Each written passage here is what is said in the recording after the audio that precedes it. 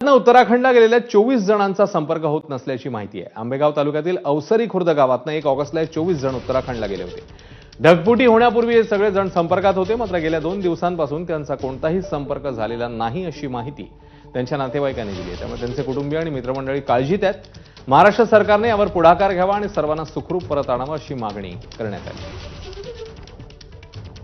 आणि सगळे वर्गमित्र 1990 ची बॅच आहे त्यांची, अशोक टेमकर आणि त्याच्यानंतर ते बापू ठेंबेकर वगैरे आणि तिच्या पण मैत्रिणी वगैरे सगळ्या आहेत। 10-12 मैत्रिणी आहेत आणि 10-12 मित्र आहेत। ते सगळे मिळून गेले 24 जण तीर्थयात्रेसाठी। तर त्यांना तिथे संपर्क न झाल्यामुळं आम्ही चिंतेमध्ये आहे तिथे आणि आम्हाला काही संपर्क होत नाहीये सध्या।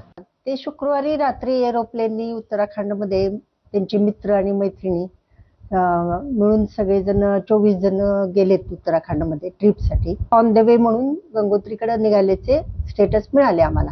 त्याच्यानंतर आम्ही फोन केले पण एकाचाही फोन लागेना, सगळ्यांचे फोन स्विच ऑफ आहेत। मग आम्हाला ते ढगफुटी वगैरे दरड पडल्या वगैरे बातम्या समजल्या, त्याच्यामुळे आम्हाला जरा जास्त टेन्शनमध्ये आलो की संपर्कच नाहीये त्यांचा कोणाचाच, प्रत्येकाचे फोन स्विच ऑफ लागायला लागले। त्यामुळे आम्ही जरा 2 दिवस झालं टेन्शनमध्ये आलोय।